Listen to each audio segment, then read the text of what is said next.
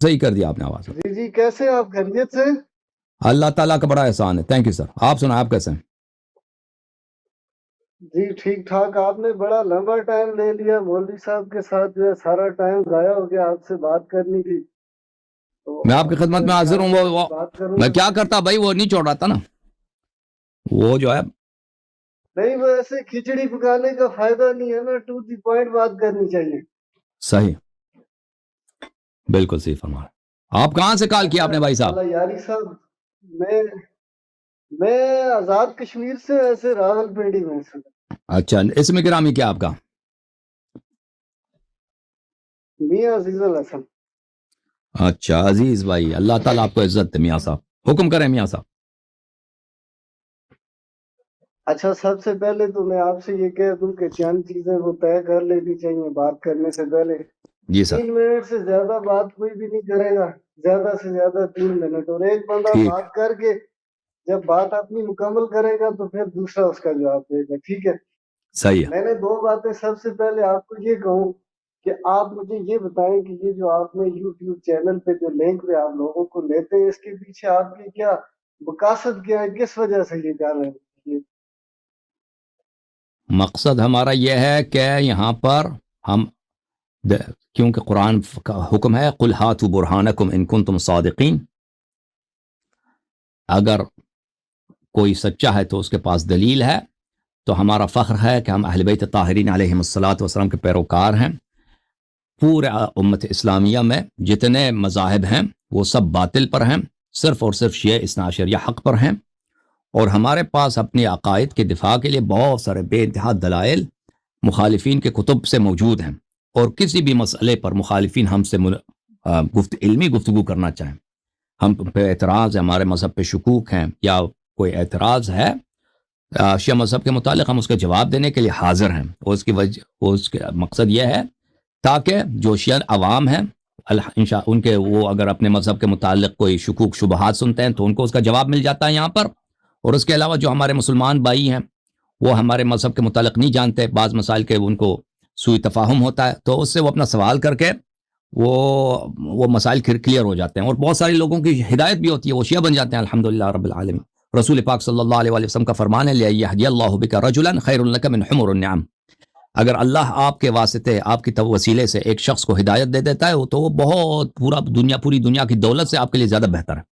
تو الحمدللہ بہت سارے لوگ یہاں پہ ایمان کے فیض سے وہ فیضیاب ہوتے ہیں اور مومن بن جاتے ہیں الحمدللہ. جی یہ ہمارا مقصد ہے. اچھا، میں تو یہ سمجھتا ہوں کہ یہ اس طرح سے جو ہے یہ تفرقہ بازی بڑھتی ہے، اور اس سے جو ہے، اور دوسری بات یہ کہ صحابہ کرام کی جو ہے اس طرح سے توہین ہو رہی ہے. میں یہ سمجھتا ہوں کہ اللہ قرآن میں فرماتا ہے وَاعْتَصِمُوا بِحَبْلِ اللَّهِ جَمِيعًا وَلَا تَفَرَّقُوا، کہ اللہ کی رسی کو مضبوطی سے تھام کے رکھو اور تفرقہ بازی میں نہ پڑو. یہ اللہ قرآن میں جو ہے ہمیں منع کر رہا ہے. لیکن اگر ہم مومنین ہیں یا مسلمان ہیں تو ہم تو پھر اس کے حکم کے برخلاف جا رہے ہیں اس طرح سے. فرقے تو پہلے سے بنے تھے نا، میرے آنے سے پہلے فرقے بنے تھے، اور فرقے صحابہ ہی نہیں بنائے تھے. صحابہ نے خود حبل اللہ کو چھوڑا وہ تھا. تو بنے تھے. صحابہ نے اگر حبل اللہ کو نہیں چھوڑا ہوتا تو فرقے بنتے ہی نہیں تھے. حبل اللہ سے کیا مراد ہے؟ سنیں مجھے اور آپ کو تو یہ حکم اللہ کا ماننا چاہیے نا. ہم نے کسی دوسرے کی قبر میں تو نہیں جانا. اللہ کو ہم نے منہ دکھانا ہے، اپنا حساب کتاب دینا. تو حبل اللہ سے مراد کیا ہے؟ آپ کیا سمجھتے ہیں حبل اللہ سے کیا مراد ہے؟ نہیں، میں آپ سے جو بات پوچھ رہا ہوں اللہ کی رسی کیا ہے؟ ہم نے اللہ کو، آپ نے بھی جواب دینا ہے، میں نے بھی دینا ہے نا. اللہ کی رسی کیا ہے؟ شریعت محمدی ہے. اللہ کا نبی جو پیغام لے کے شریعت تو مختلف ہے نا. حدیث لے کے آئے، شریعت تو مختلف ہے. جو قرآن آیا اللہ کی طرف سے. شریعت تو مختلف ہے. نہیں، قرآن نہیں. حبل اللہ کیا ہے؟ حبل اللہ اور چیز ہے. حبل اللہ پتہ ہے کیا حدیث میں؟ حبل اللہ امیر المؤمنین علیہ السلام. امیر المؤمنین اسد اللہ الغالب مطلوب کل طالب علی ابن. مانتے ہیں کہ حضرت مولا علی کرم اللہ تعالیٰ وجہ الکریم اہل سنت جو ہے نا یہ نسبتوں کو بھی مانتے ہیں الحمدللہ. تو میں آپ سے یہ بات کرنا چاہ رہا ہوں کہ ہم تو یہ کہتے ہیں کہ جو نسبت حضرت سلیمان علیہ السلام کی ہتھیلی پہ چلنے والی جو چمٹی بھی تھی نا، اللہ نے کہا یہ جنت میں جائے گی، اس لیے کہ اس کی نسبت جو ہے وہ نبی سے ہو گئی ہے، نبی کی تھیلی سے ہو گئی ہے. اور پھر جو ہدہد پرندہ تھا اصحاب کہف کے کتے کے بارے میں بولا کہ یہ جنت میں جائے گا اور اس پہ ایک ولی کی کھال بنائی جائے گی. یعنی اگر نسبت رسول ہو، نسبت نبی ہو، تو اللہ پاک جنت کا جو اعلان کر نہیں دیتا ہے. نہیں، نسبت کی بات نہیں ہو رہی یہاں پہ. یہاں پہ ہم صرف نسبت کی بات نہیں ہے. سنیں دیکھیں ایک منٹ، میری بات تو مکمل ہونے دیں. میری بات مکمل. مکمل ہونے دیں. میں یہ کہنا چاہ رہا ہوں کہ آپ جو چیلنج کرتے ہیں یہاں بیٹھ کے صحابہ کرام کے ایمان کو، تو آپ نہ دیکھیں پھر. آپ کو اتنا اگر آپ نہیں پسند تو نہ دیکھا کریں نا بھائی. آپ دوسروں کو تو مجبور نہیں کر سکتے بھائی. نہیں وہ بات نہیں ہے. بات یہ ہے کہ اس سے پوری دنیا دیکھ رہی ہے، اہل سنت دیکھ رہے ہیں، ان کی دل آزاری کیا دیکھو دل آزاری ہے بھائی. ہم کیا کریں؟ سنیں آپ ایک منٹ، میری بات تو کمپلیٹ ہونے دیں. آپ بات ہی نہیں کرنے دے رہے. میں نے پہلے کہا تھا کہ ایک کی بات اور سن لے بھائی، 3 منٹ سے زیادہ بات کوئی نہیں چل کرے گا. 3 منٹ بات کریں آپ. 3 منٹ بات کرو. تم 3 منٹ بات کریں. میں یہی کہہ رہا ہوں. اب یہ ہے کہ ہم یہ کہنا چاہ رہے ہیں کہ جس طریقے سے آپ صحابہ کرام کا نام لیتے ہیں، ابو بکر عمر، اس طرح دل آزاری ہوتی ہے کیونکہ دیکھیں ان کی نسبت رسول سے ہے. وہ پیر نصیر الدین نصیر گولڈی رحمۃ اللہ علیہ نے فرمایا کہ نام آنے سے ابو بکر عمر کا تو بگڑتا ہے، وہ پہلو میں سلائے ہوئے. حضور نے ان کو اپنے پاس لٹایا ہوا ہے. تو ہمارا یہ عقیدہ ہے، یہ ایمان ہے کہ اللہ کے نبی آخری نبی ہیں اور سب سے اعلیٰ ہیں.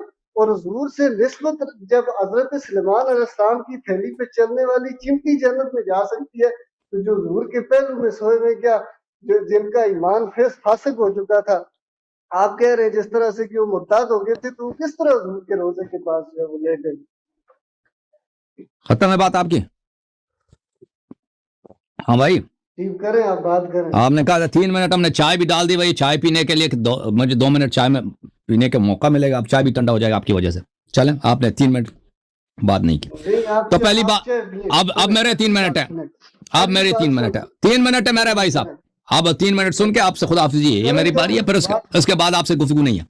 تو عرض یہ ہے میرے بھائی کہ آپ نے فرمایا ہے کہ ابو بکر عمر کا آپ نام لیتے ہیں ہماری دل آزاری ہوتی ہے نا. پیغمبر صلی اللہ علیہ وسلم جب تشریف لائے تھے، کفار قریش سب مشرک تھے یا نہیں تھے بھائی؟ مکے والے مشرک تھے یا مسلمان تھے ان کے آنے سے پہلے؟ میاں صاحب وہ کس چیز کی پوجا کرتے تھے؟ کس چیز کی پوجا کرتے تھے؟ بتوں کی پوجا کرتے تھے. ہاں کرتا تھا، کوئی پانی کرتا تھا، کوئی ہوا کی کرتا تھا. تو نبی صلی اللہ علیہ وسلم نے جب ان کے بتوں کا نام لے کر کہا کہ آپ کے بت جو ہیں یہ خدا نہیں ہے، یہ باطل ہیں، یہ ان کی یہ پرستش کے لائق نہیں ہے، تو ان کی دل آزاری ہوئی یا نہیں ہوئی مکے والوں کی؟ وہ ہوئی نا. وہ حضرت ابو طالب علیہ السلام کے پاس آیا نا. اب سنیں، اب میری باری ہے. اب میرے 3 منٹ ہے بھائی. میرے 3 منٹ ہے نا. وہ بھی یہی کہتے تھے کہ ہمارے خدا.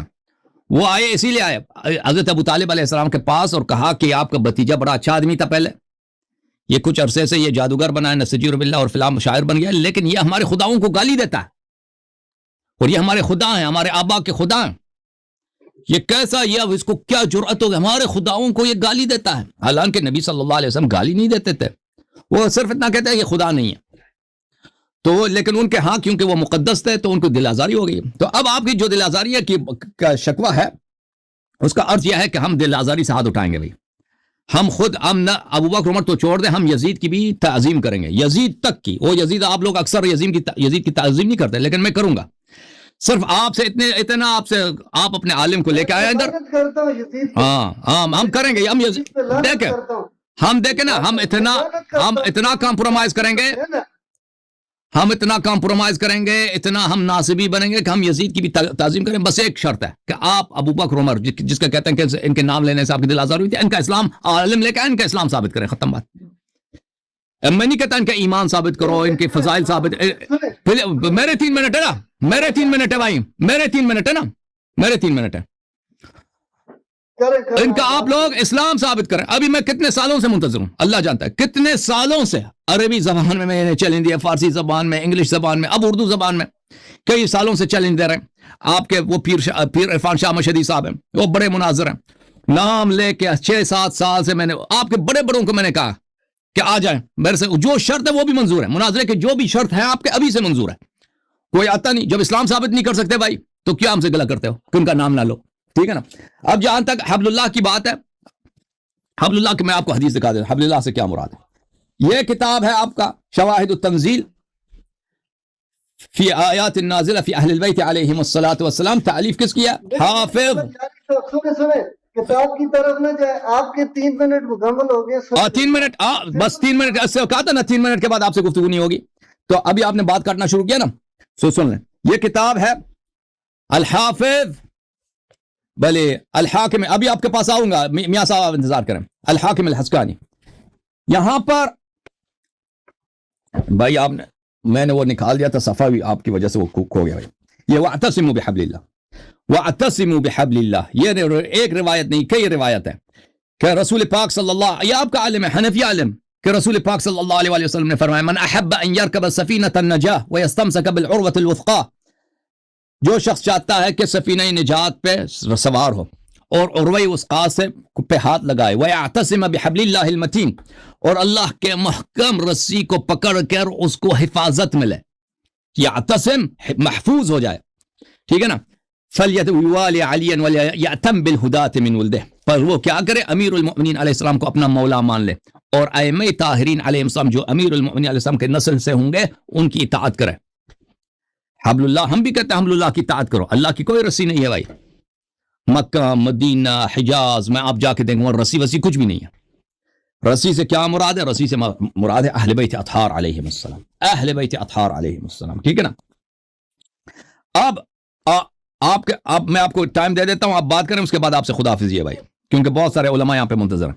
जी अजीज साहब, ये आपकी बातों का जवाब, आप बोलें। बात ये, अला यारी साहब, अहले बैत से तो किसी को इनकार नहीं है। जो अहले बैत की इनकार करता है या उनको मानता नहीं है, आप मुनकर हैं, आप मुनकर हैं, आप अहले बैत अलैहिस्सलाम के मुनकर हैं। अजीज साहब आप मुनकर हैं, आप मुनकर हैं। मैं बताऊं ना, मुझे बात करने दे। अगर मैं मुनकर होता, मेरे परदादा का नाम जो है मोहम्मद हसन था, वालिद का नाम गुलाम हसन, मेरा नाम अजीजुल हसन है। हम नाम नहीं रखते, नाम से नहीं होता, नाम से नहीं, इत्तिबा से होता है, इत्तिबा से होता है, इत्तिबा नहीं करते आप। नहीं होता, आप रखे ना, आप अपने बेटे का नाम अबू बकर रखें। आपने नाम उनका रखा है, लेकिन इमामत किसी और की मानते हैं। आपकी बात मैंने नहीं काटी, आपकी, आप मेरी बात ना काटे। आप मेरी बात पूरी सुने कि हजरत अली करमल्लाहु ताला वजहुल करीम, मौला अली कायनात, आप जो थे, आपने हजरत अबू बकर के पीछे नमाजें पढ़ी। अगर हजरत अबू बकर का ईमान नहीं था तो वो उनकी नमाजें किस नहीं तरह पढ़ी, होगी? वो कहां से साबित करेंगे कि आप इबादत में मशगूल थे? किस तरह नहीं पढ़ी? नहीं, ये तो झूठ बोल रहे हैं, आप पढ़ी ना, ये तो आप खुद कह रहे हैं नहीं पढ़ी। बस यही है। चलें, ये भी जवाब दे देते हैं भाई। ओके, इसका भी जवाब ले लो। दूसरी बात यह है कि इमाम हुसैन अगर यजीद के सामने खड़े हो सकते थे तो वो इन लोगों के सामने भी खड़े होते हैं, ये बातिल होते हैं। ठीक है, हजरत अली को शेर खुदा आप भी मानते हैं, हम भी मानते हैं, ठीक है। फिर तो एक तरफ से आप उनको कमजोर जाहिर कर रहे हैं, उनकी भी तौहीन है कि वो खिलाफत नहीं ले सके। चलें भाई, इन दोनों सवालों का जवाब ले लो अजीज भाई। तो ये बात है, ये तो बेटा जी अजीज भाई, इन दोनों बातों का जवाब ले लें। आपसे खुदा हाफिज़ी, अल्लाह ताला आपको जज़ाए खैर दे। तशरीफ आवरी का बड़ा शुक्रिया। एक सवाल इनका ये है कि अमीरुल मोमिनीन अलैहिस्सलाम ने अबू बकर के पीछे नमाज पढ़ी। ये किसी शिया किताब में नहीं है कि अमीरुल मोमिनीन अलैहिस्सलाम ने अबू बकर के पीछे नमाज पढ़ी है। दूसरा सवाल इनका यह है कि अमीरुल मोमिनीन अलैहिस्सलाम ने उनके खिलाफ तलवार नहीं उठाई है। तो मैं आपके अपने किताब से जवाब देता हूँ। जहाँ तक उनके पीछे नमाज पढ़ने का ताल्लुक है, यह किताब बुखारी है, चापदार हयात तुराथ अल अरबी। यहाँ पर एक बाब है, बाब इमामत मफ्तून वल मुब्तदा, के फितनगर शख्स और बिदअती के पीछे नमाज हो सकती है। सकाल अल हसन सल्ली व अलैहि बिदअतह, बुखारी में कि उसके पीछे नमाज पढ़ो, यानी बिदअती के पीछे और फितना वाले के पीछे, जो मफ्तून है, जो दीन से निकल चुका है, उसके पीछे नमाज पढ़ो। बिदअत उसकी अपनी गुनाह है, तुम उसके पीछे नमाज पढ़ो। फिर फरमाया कि ला क़ाल अज़-ज़ुहरी ला नरा अन युसल्ला खल्फ़ अल-मुख़न्नथ इल्ला मिन ज़रूरतिन ला बुद्द मिन्हा। फरमाया कि खुसरे के पीछे भी नमाज अगर ज़रूरत हो ना तो पढ़ सकती, मजबूरी हो तो खुसरे के पीछे भी नमाज। तो जो अबू बकर की जो नमाज है, इससे ना उसका ईमान साबित होता है, ना इस्लाम साबित, कुछ भी साबित नहीं होता। क्योंकि अगर आदमी काफिर भी है ना तो उसके पीछे नमाज हो सकती है आपके मज़हब में, काफिर के पीछे भी। और उसका मर्दानी की भी साबित नहीं होता कि अबू बकर मर्द भी था, क्योंकि आपके यहाँ तो मुखन्नस के पीछे भी, खुसरे के पीछे भी नमाज होती है। اچھا میں آپ کی خدمت میں عرض کروں کہ اسلام کے متعلق جہاں تک تعلق ہے کہ آپ کہیں گے کہ اس کافر کے پیچھے نماز کیسے ہو سکتی ہے، تو وہ آپ کے علماء نے خود کہا ہے، میں وہ بھی آپ کو دکھا دوں. یہ کتاب ہے الفصل فی الملل والاحواء والنحل، الجزء الخامس، چاپ دار الجیل، ابن حزم ظاہری بہت مشہور عالم ہے آپ کا. یہاں پر وذهبت الصحابہ، صفحہ نمبر ہے بلی، الکلام فی صلاۃ خلف الفاسق، فاسق کے پیچھے نماز پڑھنا جائز ہے. یہاں پر ہے کہ وَأَمَّا الْمُخْتَارُ كَانَ مُتَّهَمًا فِي دِينِ مَظْنُونًا بِهِ الْكُفْرُ، مختار جو ہے اس کا دین ہی نہیں تھا اور لوگ کہتے تھے کافر ہو چکا ہے. اچھا، اور صحابہ جو تھے فما تأخر قط أحد من الصحابة الذين أدركوا المختار بل ابن عبيد والحجاج وعبيد الله بن زياد وحبيش بن دلجة وغيرهم عن الصلاة خلفهم، وهؤلاء أفسق الفساق. جن صحابہ نے ان لوگوں کو دیکھا ہے، ابن عبید کو دیکھا ہے، حجاج کو دیکھا ہے، عبید اللہ ابن مرجانہ کو دیکھا ہے، فلان فلان، یہ تو افسق فساق تھے اور مختار کافر بھی تھا. ان کے پیچھے سب صحابہ نے نماز پڑھی ہے.